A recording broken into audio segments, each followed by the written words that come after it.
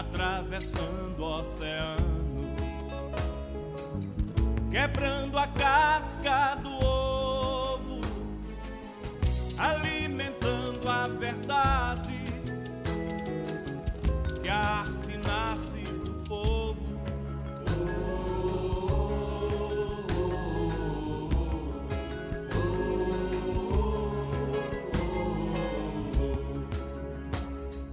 Maracatus, violeiros, João Redondo, cantador, emboladores de coco, praieira do meu amor, tudo isso toca junto, feito brotar de uma flor.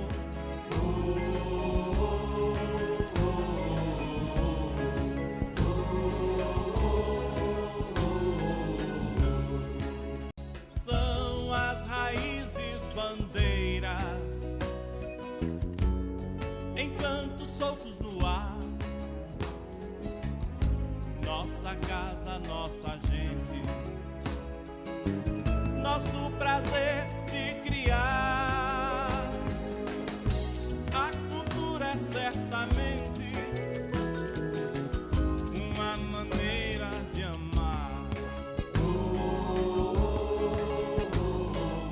Alcides Bezerra de Sales nasceu em 8 de dezembro de 1954 em Caraúbas, interior do Rio Grande do Norte. É o segundo filho do casal Francisco de Assis Bezerra e Ivone Sales Bezerra. Do pai, sapateiro e proprietário de terras, herdou o gosto pelo comércio e pelo trabalho. Da sua mãe, de uma família de músicos, o gosto pela arte e a capacidade de resolver problemas. Eu sou de uma família de músicos. Nasci numa casa onde música era o assunto principal. Meu tio era da banda de música de Caraúba, depois passou a ser o regente, e diante da casa do irmão dele, onde eu morava, a gente tinha uma casa cheia de instrumento musical. E toda tarde se reunia para tocar, né? Minhas primas, meu tio, o pessoal da banda, e eu tocava pandeiro, bateria, cantava umas besteiras. Aí tinha um músico que não é verdadeiramente um músico, ele na verdade era um pintor. Agora tocava violão, cantava um bolero, e eu cortava a jaca para ele, levava um recadinho para minha prima. E ele, para me ter sempre assim, ao lado dele, me chamava para casa dele e me dava papel, lápis, e ficava lá pintando as coisas dele e tal, e trabalhando, e eu lá me divertindo. Então eu fui caindo para esse lado do desenho, comecei a ler revista em quadrinhos, ele tinha uma caixa cheia de quadrinhos, vi, eu adorava ver aquilo ali, um salto, revista de Tarzan, eu vivia lá na casa dele. Quadrinhos e poesia potiguar, certo, que é um desdobramento de um movimento que eu, Venâncio, João da Rua, Novenil, Marcelo Amorim, Daniel Barros e algumas pessoas começamos aqui em Natal, em 1974, por aí.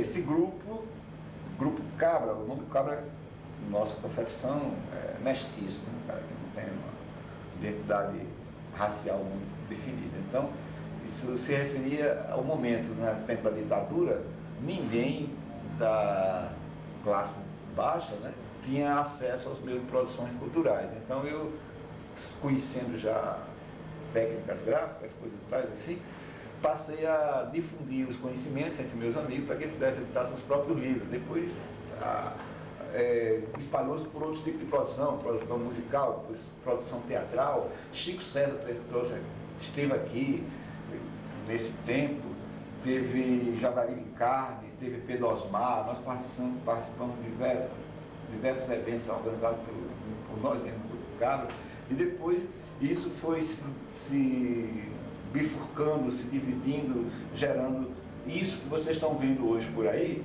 que esse movimento cultural, toda essa ebulição artístico-cultural que tem na cidade, vem lá dos anos 70, com o nosso trabalho de guerrilheiros da cultura, que hoje ninguém consegue associar uma coisa a outra, mas que foi, na verdade, a grande alavanca impulsionadora da cultura praticada pelos jovens de 70 para cá. Agora não é mais jovem, os caras estão meio que design, e não é mais jovem, mas isso começa lá. Depois vem De Olho no Mundo, Circuito Suburbano, vem o Aluá Produções, Venâncio, assim, uma magnitude imensa, vem a saída de Marcelo para Bahia, Itapipoca, transfere o movimento para lá, que diz que até hoje ainda existe, mas, enfim, é esse trabalho. No final, de tanto falar em história, comecei a trabalhar com as comunidades indígenas, que também hoje causam uma repercussão importante, né?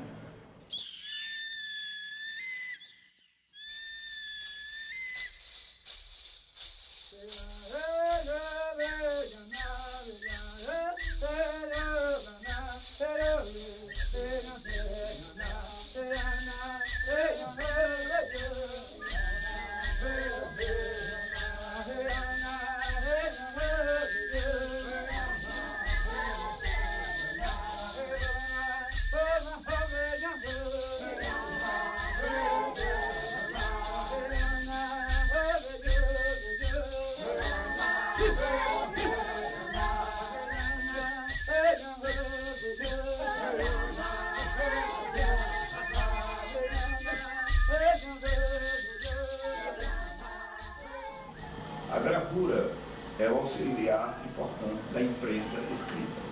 Ela é responsável pela introdução da imagem nos impressos. Quando ela chegou na Europa, trazida da China, acoplou-se ao sistema gráfico inicial concebido por Gutenberg e passou a substituir a iluminura e vem num crescente na história da humanidade. A xilogravura, principalmente, é esse principal aliado. Depois veio a litografia, a calcogravura, mas nunca com a desenvoltura que tem a xilogravura, pela sua praticidade, pela sua resistência. Eu aprendi a fazer gravura com o meu tio, Francisco Salles. Ele me ensinou a fazer gravura a partir de pedaços de batata doce. E depois de algum tempo eu passei a fazer gravura em metal, justamente depois de ter aprendido a fazer clichê, a galvanogravura. E como o clichê tem todo uma base técnica, material meio complicado para se conseguir, eu passei então a produzir xilogravura para ilustrar livros, cartazes, coisas que tinha necessidade há tempo atrás, quando o Parque Gráfico de Natal ele era meio precário. O que eu comecei a fazer gravura sistematicamente corresponde a 1975, 74, por aí. Tempo que o Grupo Cabra estava começando. Eu lembro bem que o primeiro cartaz que eu fiz de xilogravura era para o Bando de Natal, que Penal Domingos tinha a liderança do grupo. Depois, Chico Alves elaborou um projeto para implantação de oficina de gravuras aqui, na São José Augusto, patrocinado pela FUNARTE, e eu estava chegando aqui para trabalhar, e Franklin Jorge, que trabalha com a Literatura do Norte, me indicou para tomar conta dessa oficina, e ela foi inaugurada no segundo semestre de 1980. Eu só sabia fazer até então xilogravura, serigrafia e galvanogravura. Aí eu aprendi aqui com Janido Bonfani, com José Maria Paixão e com o Casuíra e com o mestre Hélio Oliveira a fazer calcogravura, fazer litografia e a calcogravura com diversas técnicas, como água tinta, água forte, ponta seca, buril, berçu, técnicas práticas. Mas os trabalhos que eu vi assim, de importância aqui nessa oficina, que não são coisas muito grandes, foi o intercâmbio que eu articulei com o Museu Ilguel, em Belém, Pará, onde instalou a oficina um aluno daqui da nossa Roça Império, Charles Alves. Então eu estive lá fazendo exposição das gravuras daqui do Rio Grande do Norte, e ele esteve aqui com a turma dele expondo as gravuras dele. Também fizemos aqui uma exposição, Eribaldo, Charles Alves, Carlos Sérgio,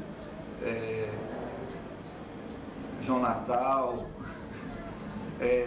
mas algumas pessoas, não lembro agora mais o nome, Paris, na Petit Galerie, na Rua Boulevard, lá no centro.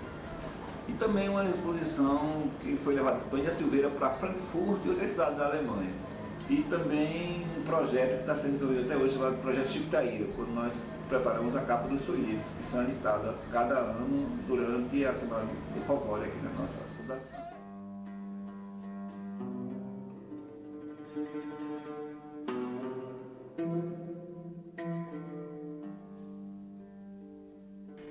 Franco Maria Jasiello, crítico de arte italiano, radicado em Natal, assim define o trabalho de Alcides. Artista respeitado e conhecido, Alcides é, acima de tudo, um artista da Idade Média, muito à vontade neste século.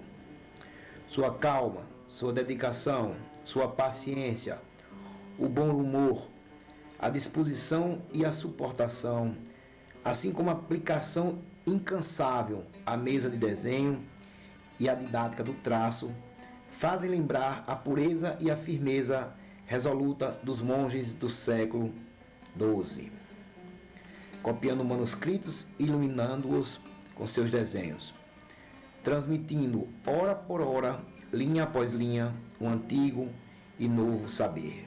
Talvez por possuir o segredo deste antigo e novo saber, Alcides cumpre serenamente, com um sábio sorriso, a missão de ser artista. E mestre, num mundo de computadores, de publicidade, de economia de mercado, levando a dignidade do fazer, que só foi possível nos claustros, aos homens atentos e desatentos deste asséptico tempo.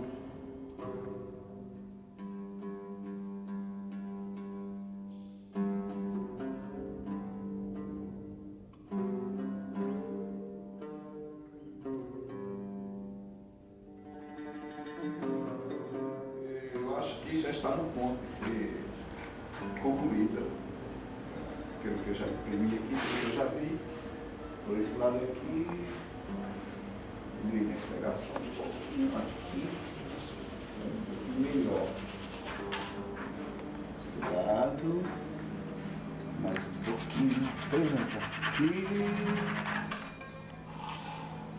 Bom, não tem mais o que melhorar. Vou agora tirar a gravura. A gravura se tira lentamente. E aqui está. Bem, depois de pressa, a gente põe no secador, né? Depois que ela está seca, a gente assina. Aqui nesse ponto a gente põe a quantidade que foi impressa e o número da gravura. Aqui no meio a gente põe o nome da gravura e aqui a assinatura do artista. Vou pôr agora no secador. Cajueiro pequenino, carregado de flor. Eu também sou pequenino, carregado de amor. Ai, que carregado de amor. Eu também sou pequenino, carregado de amor. Quando eu tinha 15 anos, aí então esse moço, o Getúlio, chegou na minha casa perguntando se eu queria trabalhar, porque via eu desenhando na escola e tal. Claro, aí ele me trouxe para trabalhar na gráfica Manimbu. Então quando eu comecei, arranjei meu primeiro emprego e trabalhar aqui, montei o departamento de arte, mandei comprar todo o material em Recife, fiquei trabalhando aqui há algum tempo.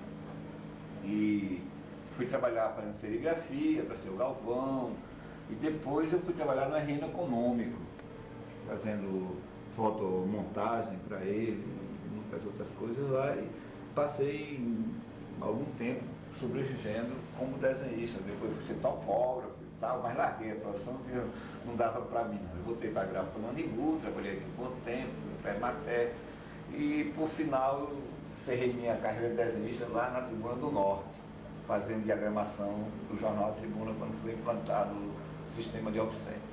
Nesse tempo eu já fazia quadrinho assim, de uma forma bem consistente. Quando eu comecei a fazer quadrinho mesmo, assim, para publicar, foi quando eu entrei no Grupec, pois o meu tio Francisco Salles era contato do jornal Diário de Natal e lá conheceu Emanuel Amaral, e Lopão, e Lindenberg, todo esse pessoal do Grupec, e eu fui apresentado a Emanuel Amaral e comecei então a publicar minhas tirinhas num suplemento do Poti, que é o Diário de Natal, né?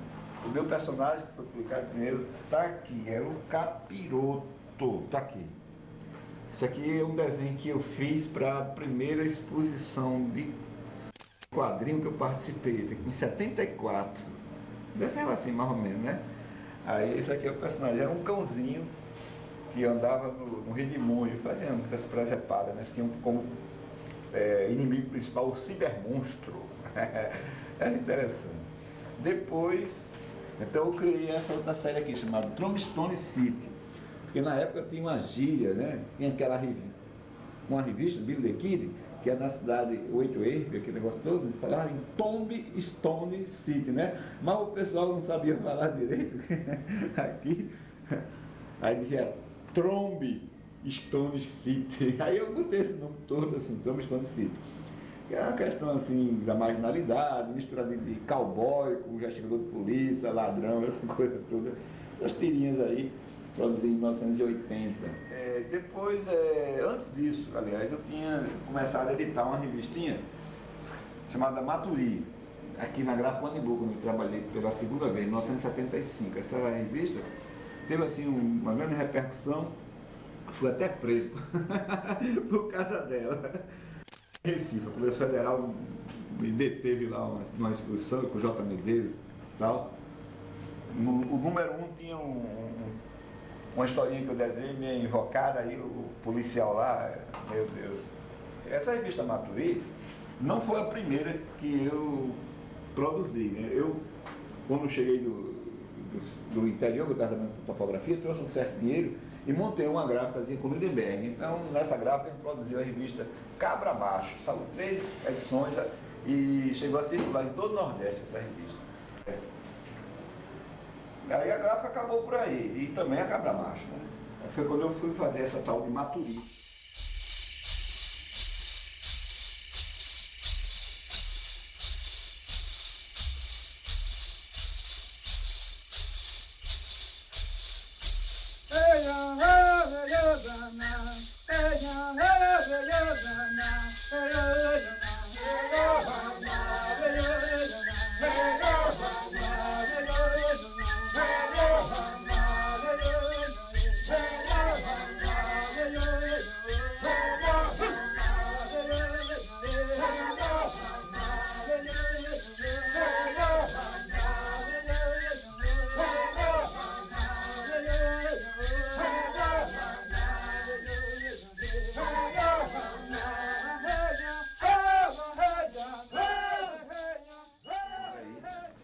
Essa Maturi deu muito caldo.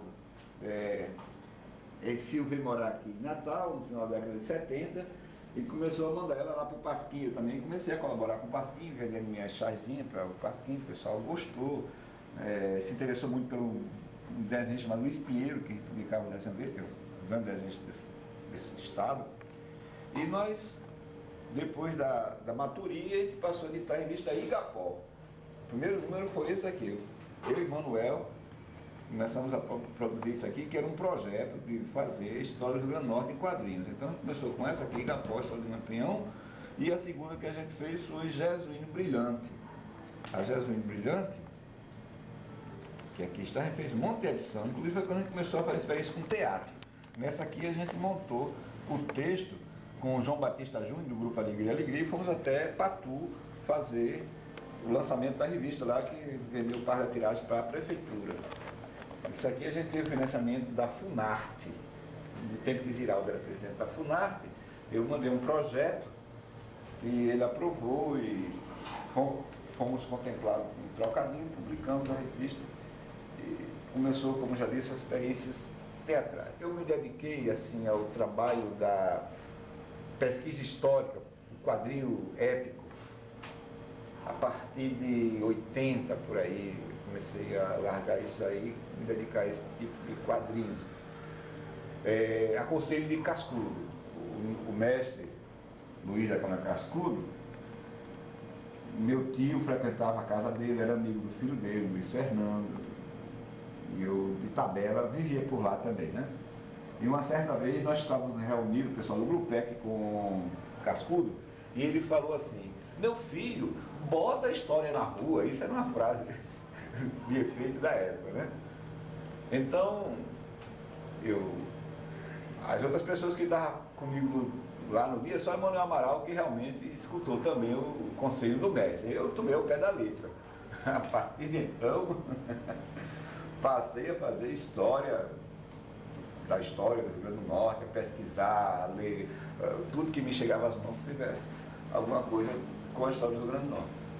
Bem, então, começando com a revista Igapó, e depois nós passamos a publicar revistas contando a história do município, contando a história de personagens.